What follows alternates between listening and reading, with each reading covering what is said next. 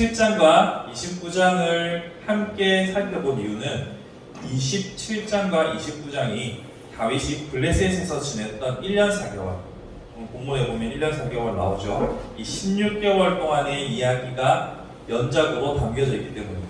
28장에서는 사울의 이야기가 나오기 때문에 28장을 빼고 일단 27장과 29장을 하나의 이야기로 함께 다뤄보려고 합니다. 지금 이 블레셋 지역에서의 이야기는 이렇게 시작됩니다. 27장 1절을 보시면요, 다윗이 마음에 생각하기를 내가 후일에는 사울의 손에 붙잡히리니 블레셋 땅으로 피해야겠다 라고 말하죠. 요 앞에 26장에서 무슨 일이 있었습니까? 다윗이 두 번째 사울을 죽일 수 있는 기회를 스스로 포기하고 살려주죠. 그래서 또 사울이 또 감동받아가지고 네가 내 아들아, 네가 진짜 왕이 될 사람이고 네가 나보다 낫다 이런 말을 하지만 이미 한번 속았어요. 그 전에도 살려주고 내가 다시는 너를 해하지 않겠다라고 약조를 받았지만 그의 추격전은 끝나지 않았습니다. 두 번째 또 다윗이 살려주긴 했지만 사울이 그리 말한다고 하여 사울이 다윗 죽이기를 포기할까라는 생각을 하지 않았죠. 거기다가 지금 사울이 두 번째 다윗을 잡으러 왔을 때는 그 지역 주민들 중에 소위 우리가 말하는 뿌라치라고 하죠. 누가 뽀로로 알려줘가지고 위기에 처했었단 말이에요. 그러니까 거기서도 더 이상 안전하지 않겠다라는 생각을 했습니다. 그리고 거기가 광야지대이기 때문에 먹을 것이 풍족하지 않았던 것으로 보여요.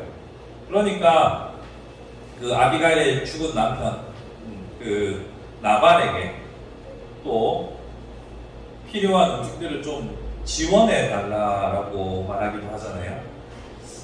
그런 전체적인 정황으로 봤을 때 거둔 식솔도 많아지고 생활도 풍요롭지 못하고 위협도 여전히 있는 상황에서 다윗은 블레셋으로 망명하는 방법을 선택합니다.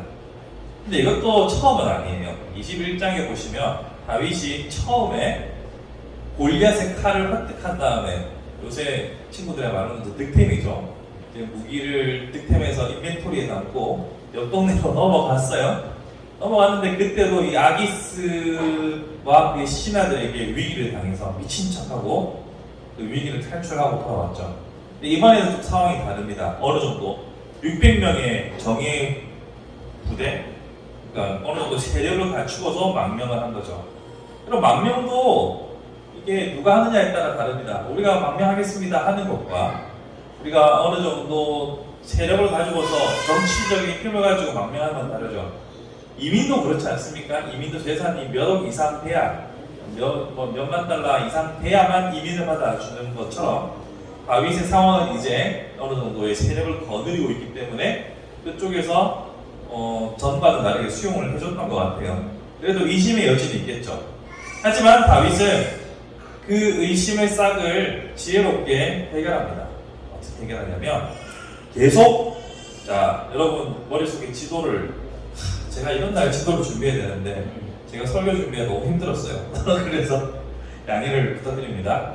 자, 여기 회자가 유대 지역, 요자가 블레셋 지역, 은자가 지중해입니다. 바르니 지중해입니다. 그렇게 하면 이해가 되시겠죠? 여기 이렇게 동과 서로 나눠져 있는데 이쪽 동편이 이스라엘, 이쪽 서편이 바다 근처가 블레셋이라고 치면 요 아래쪽에 가서 뭔가를 약탈해 옵니다. 다윗이요. 그래가지고 아기스한테 조공을 바치는 거예요.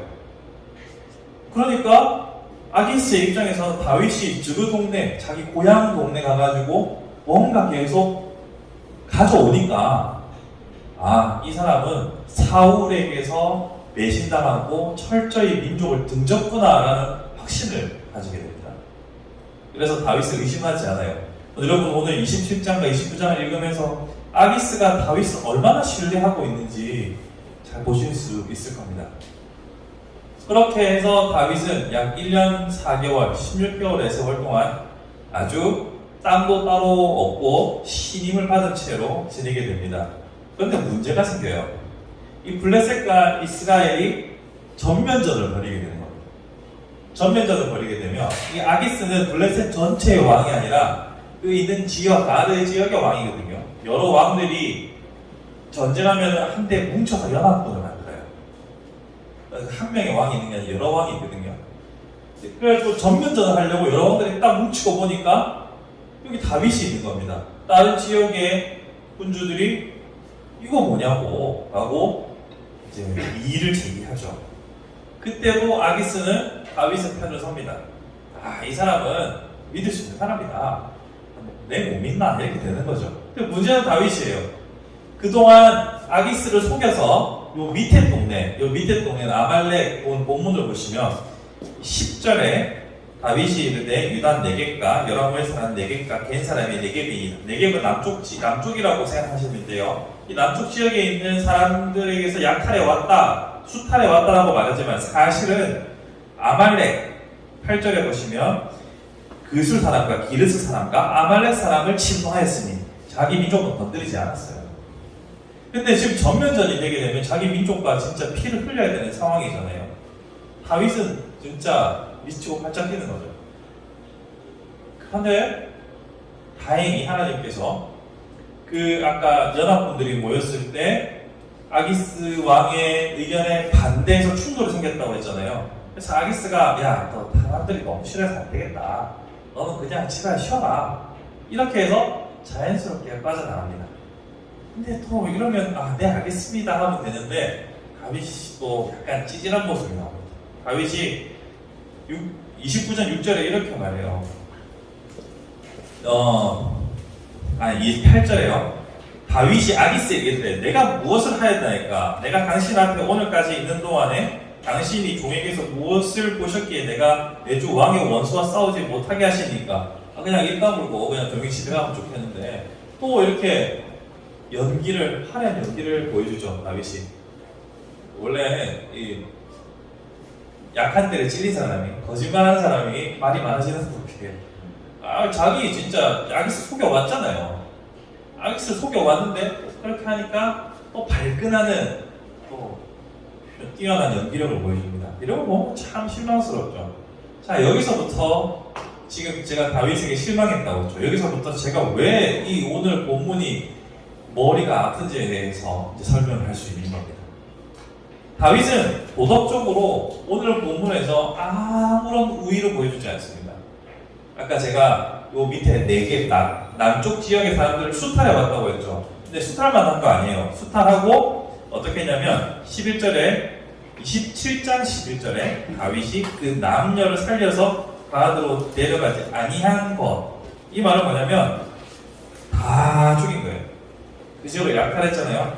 거기에 살아있는 사람들은 다 죽였어요.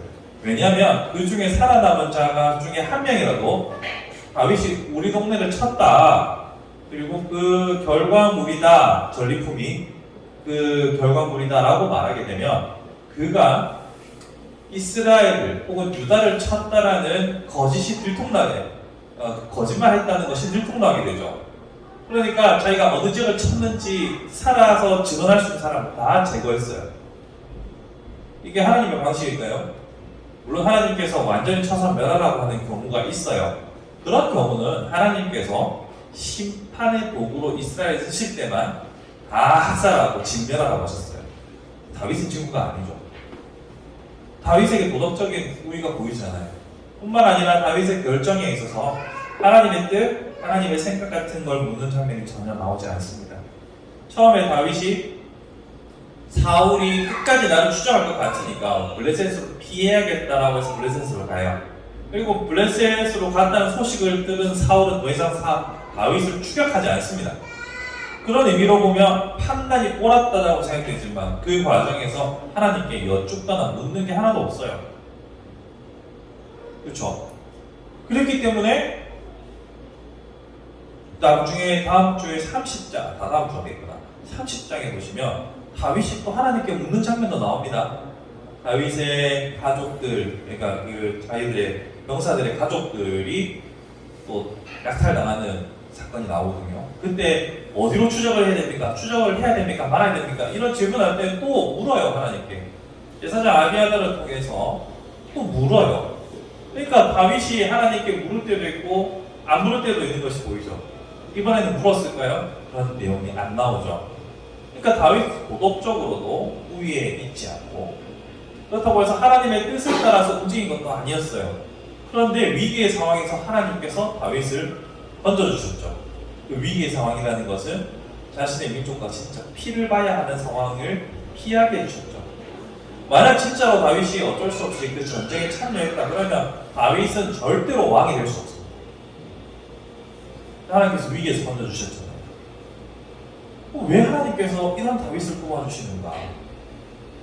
이 본문의 내용을 이렇게 설명하는 건 어렵지 않습니다. 이걸 그럼 우리의 삶에 어떻게 적용을 해야 하나? 제가 요게 미치겠는 겁니다. 여러분이 목사라면 어떻게? 내가 만약 목사라면 이런 상상조차 하기 싫으시죠? 예, 어떻게 적용할까를 고민을 하게 된 거죠.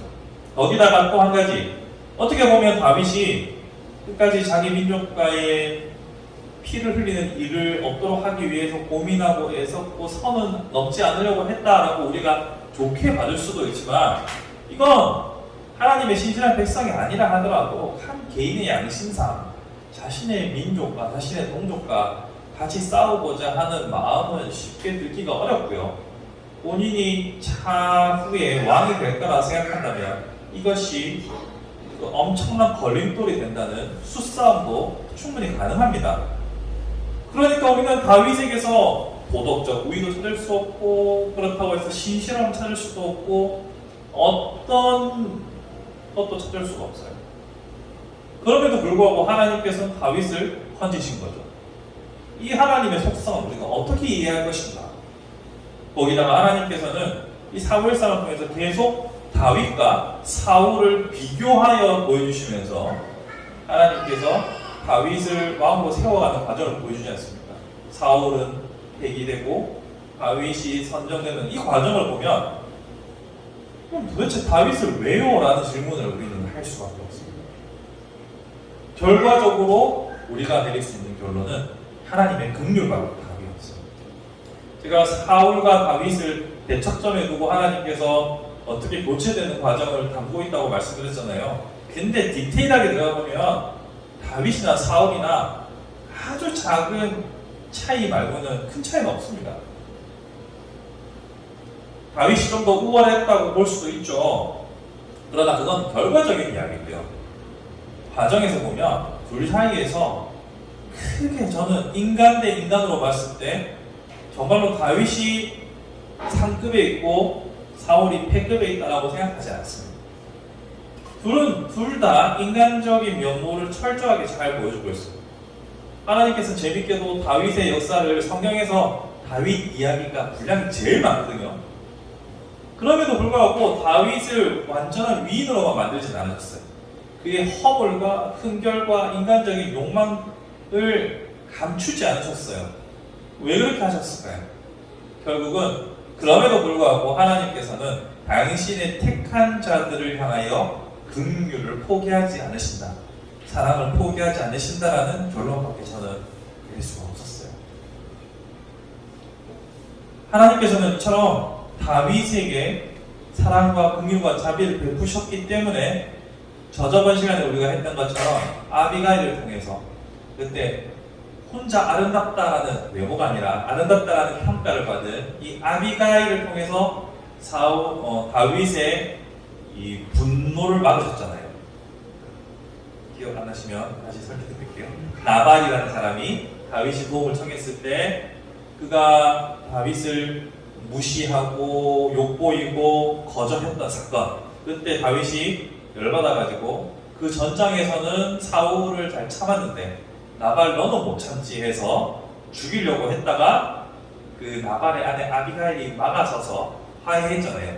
그러면서 그때 제가 말씀드렸던 게 그 온유함을 유지하기 위해서는 돕는 사람이 필요하다라고 말씀드렸죠. 마찬가지로 다윗이 지금 그가 가지고 있는 민족성이나 위치를 온전히 잘 지켜서 결국 하나님의 택하신 왕이 되는 과정까지는 다윗의 힘으로 된 게 아니라 하나님께서 때를 따라 돕는 손길과 긍휼과 자비가 있었기 때문에 왕이 됐던 것이고 왕으로서 역할을 감당할 수 있었던 거예요. 다윗 혼자만의 독단적인 힘이 아니에요. 그러면 우리는 여기서 무엇을 배울 수 있느냐면 우리의 행위로 무언가가 될 것이다라는 착각을 버려야 합니다. 물론 구원부터가 우리의 행위가 아니라 오직 은혜로 받은 것이죠. 그런데 그 구원받은 이후에 성도가 하나님께로 계속해서 하나님의 사람으로 견인되어 끌려가면서 완전히 성화되는 과정까지도 나의 도덕적 우위나 나의 열정이나 나의 수고가 만들어내는 것이 아니라 결국은 하나님의 오래 참으심과 자비하심과 사랑 덕에 가능해진다는 거죠. 그러면 사울과 다윗의 차이는 바로 여기서 납니다. 다윗의 시에서도 알지만 다윗은 끝없이 자신의 연약함을 가지고서 하나님께 도움을 구했어요. 물론 오늘 본문처럼 묻지 않고 자기 마음대로 하면서 나는 이 선은 안 넘지 라고 스스로 말하지만 한 걸음 떨어져서 우리 시선으로 보면 다윗도 연약한 인간이잖아요. 그럼에도 불구하고 다윗은 하나님 도와주세요 이거를 포기하지 않았어요. 저는 연약합니다. 무지몽매합니다. 그러니 하나님께서 다윗을 철저하게 붙잡고 끌고 가셔서 그의 많은 도덕적 결함에도 불구하고 약속을 이뤄가셨어요. 반면에 다음 주에 다루게 될 28장의 사울은 무당을 찾아라. 신접한 여인. 여기서 디테일이 벌어진 거예요. 그러므로 오늘의 이야기를 정리해보면 우리의 열정, 수고, 도덕적 우위, 좀 더 많이 아는 지식들이 우리를 하나님의 신실한 일꾼으로 만들어주는 것이 아니라 인정받는 사람으로 만드는 것이 아니라 계속해서 나 자신을 부정하고 하나님의 긍휼과 자비를 구하는 겸손한 모습이 우리를 이끌어간다는 결론을 받을 수 있는 겁니다. 말씀을 정리해 볼게요. 오늘 다윗의 1년 4개월, 16개월 동안의 블레셋의 생활을 살펴보면 잘한 거 없어요. 잘한 거 없고 처음 결정부터 모든 마지막 그 아기스 왕 앞에서 연기까지 해서 뭔가 하나 신앙의 위인적 인물로서 우리가 캐치할 만한 것들이 전혀 없습니다. 그러나 그 모습 속에서 다윗을 이끌어 가신 하나님의 긍휼과 자비는 더욱더 선명하게 보이죠. 그 하나님의 긍휼과 자비를 날마다 구하는 것, 그것이 하나님께서 오늘날 우리에게 요구하는 것이 아닐까요? 우리의 삶이 이뤄놓은 업적, 성취가 중요한 것이 아니라 당신의 은혜와 당신의 사랑이 필요합니다. 이것이 우리의 기도 제목이 되어서 어떠한 우리의 실수와 잘못들 속에서도 여전히 든든히 우리를 이끌어 가시는 그 하나님의 사랑의 손길을 날마다 체험할 수 있는 저와 여러분들이 되었으면 좋겠습니다.